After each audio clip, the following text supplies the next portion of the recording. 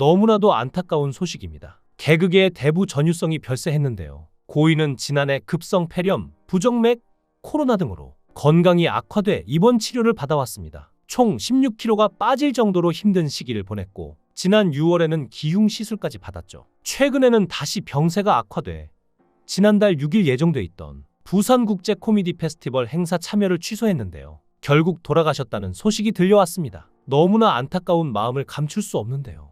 대한민국 최초로 희극인들을 부를 때 개그맨이라는 호칭을 쓴 개그계의 전설 전유성의 안타까운 소식이 전해져 모두가 놀란 상황인데 그의 전부인인 진미령마저 현실을 부정하며 위태로운 상황으로 전해졌습니다. 전유성은 1세대 개그맨이지만 그가 걸어온 길을 되짚어보면 개그맨은 그가 가진 여러 직업 중 하나일 뿐이었는데요. 전유성은 수많은 사람들의 멘토인 동시에 성공한 공연 기획자이기도 합니다. 심야 볼링장과 심야 극장 아이디어를 국내에서 처음 내고 현실화시킨 것도 전유성이었고 PC통신 시대가 막 열렸을 때 인터넷 일주일만 하면 전유성만큼 한다 등의 책을 쓴 베스트셀러 저자이자 얼리 어답터였죠. 배우 한채영을 캐스팅한 것도 전유성인데 미국에서 생활하던 한채영은 고등학교 졸업 후 친구들과 한국에 놀러 갔었는데 우연히 인사동에 있는 카페를 들어갔고 그 카페가 전유성이 사장인 카페였던 것인데요. 한채영은 전유성이 신기해서 전유성에게 사인을 받겠다고 했는데 그게 인연이 되어서 첫 매니저를 소개시켜 주었다고 합니다. 사실 한채영은 다시 미국으로 돌아갈 생각이었는데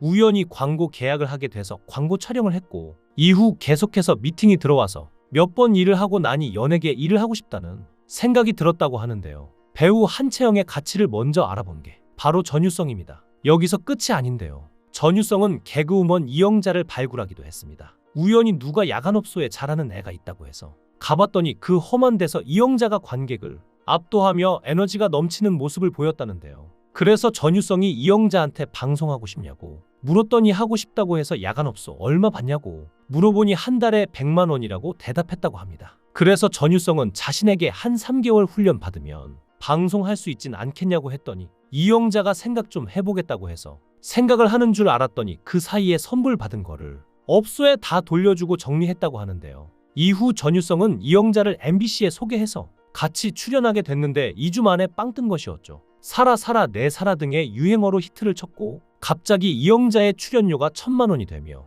몇십 배나 올랐다고 합니다. 그리고 어느 날 이영자는 전유성에게 고마움을 표시하기 위해 3천만 원을 들고 찾아왔다고 하는데요. 자신은 3천만 원을 써서라도 방송에 출연하고 싶었는데 그걸 해줬으니 전유성에게 감사함을 표현하고자 하는 것이었죠. 결국 전유성은 이 돈을 받지 않고 나중에 연예인 되고 싶어하는 사람이 있으면 그렇게 도와주라고 했다는데요. 그래서 이영자가 방송인이 되고 싶었던 홍진경을 아무런 대가 없이 도와주었던 것 같습니다. 또 김신영의 가능성을 처음 알아차린 것도 전유성이었는데요. 김신영은 전유성이 교수로 있던 예원대학교에서 코미디를 공부했는데 이후 그는 전유성을 깍듯이 모셔왔다고 합니다. 전유성은 그런 제자에게 힘이 되는 말을 누누이 했는데 김신영이 다이어트와 공황장애 등으로 힘들어하던 시기 교수님 저 한물 갔어요 라고 얘기했더니 전유성이 대뜸 축하한다 고마란 일화는 정말 유명한데요. 한물 갔는데 왜 축하하냐 고 김신영이 물으니 한물 까고 두물 까고 세물 가면 보물이 되거든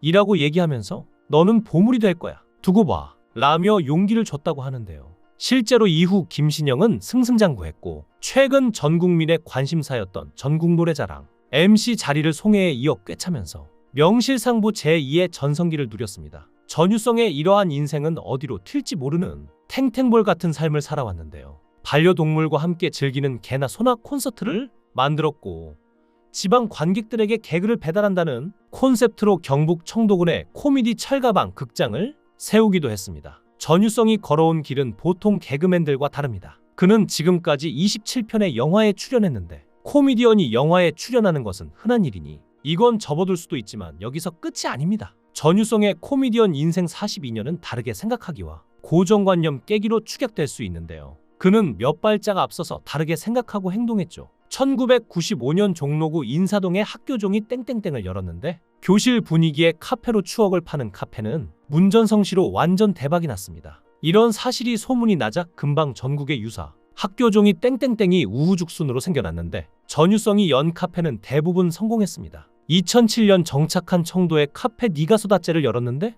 내가 쏟았지 의 경상도 사투리를 활용한 재치 있는 카페 이름이죠. 전유성은 책을 쓰는 작가이기도 한데요. 1995년 컴퓨터 일주일만 하면 전유성만큼 한 달을 써서 저자로 이름을 날렸고, 곧이어 PC통신 일주일만 하면 전유성만큼 한다가 오며 연이은 히트를 쳤습니다. 같은 해 조금만 비겁하면 인생이 즐겁다를 써서 독자들에게 비겁하게 살 것을 주문했는데, 독특한 제목의 이 책 역시 한동안 베스트셀러에 올랐죠. 저자 전유성을 다시 보게 만든 것은 1997년에 출간된 남해 문화유산 답사기였는데, 전유성표 유럽배낭 여행기로 2001년에 남해 문화유산 답사기 2가 나왔죠. 2007년에는 삼국지를 거꾸로 보는 전유성의 구라삼국지 시리즈로 10권이 출간했는데, 이렇게 전유성이 쓴 책이 모두 33권이니 작가란 말이 어울리는 사람인데요.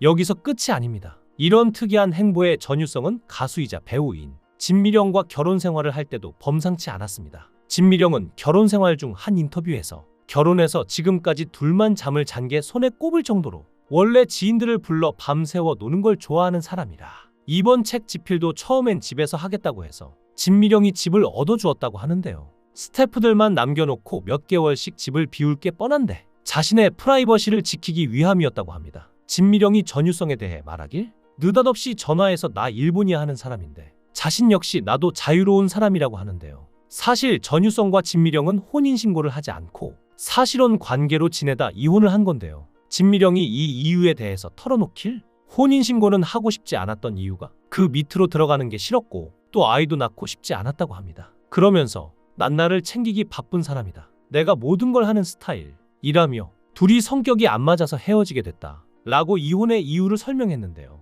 반면 전유성은 과거 MBC 사람이 좋다에 출연해 진미령과 이혼 계기에 대해 언급한 적이 있죠. 당시 우리 딸 6학년 때 과외 선생님에게 사기를 당했다, 속일 거라고 생각 안 하고 그 사람 편을 끝까지 들었다 면서 진미령 씨가 말렸는데도 내가 오히려 나무랐다, 진미령 돈도 물렸다, 그 돈은 내가 다 물어주긴 했는데 그게 결정적으로 원인이 되어서 헤어지게 됐다 고 고백한 적이 있습니다. 만약 전유성의 말이 사실이라면 전유성에 대해서 안 좋게 말할 만도 하건만, 진미령은 이혼하고 나서도 전유성에 대해서 싫어하거나 미워하거나 증오하는 게 아닌 애틋한 감정이 남아있는 것 같은데요. 하지만 진미령이 과거의 이혼 사유로 인터뷰한 내용은 조금 다릅니다. 진미령은 한 방송에 출연해 이혼을 결심하게 된 것은 한 그릇의 냉면 때문이었다고 말한 적이 있는데, 진미령에 따르면 어느 날 전유성과 단골집에서 만나 냉면을 먹기로 했는데, 진미령이 단골 냉면집에 도착했을 때 전유성은 이미 혼자 냉면을 다 먹고 나누었는데요. 그리고 뒤늦게 도착한 진미령이 주문한 냉면을 먹으려는 순간 전유성이 난 다 먹었고 먹는 것을 보는 건 지루하니 나 먼저 가겠다 며 나가버렸다고 합니다. 진미령은 그 순간 냉면을 먹는 이 짧은 순간도 기다려주지 못하는데 하는 생각이 들었다며, 앞으로 인생을 함께 살아가는 건 힘들 것 같다 는 판단에 이혼을 결심했다고 속사정을 털어놓았죠. 이에 진행자 김수미는 전유성은 굉장히 똑똑하고 착하고 순수한 사람인데 그의 특이한 인생관이 진미령의 생각과 맞지 않았던 것 같다 며 위로했습니다. 실제로 전유성은 굉장히 독특한 사람이기에 평범한 진미령이 받아주기에는 한계가 있었을지도 모릅니다. 실제로 한 토크 콘서트에서 전유성은 고정관념을 깨기 위해 습관적으로 하는 말부터 바꿔보라고 권유한 적이 있는데요. 가수 최백호의 전시회에 방문했을 때 전시회를 축하합니다라는 화환이 수십 개였는데 최백호 씨 정말 근사한 일이네요라는 다른 문구에 화환이 눈에 띄었다 라며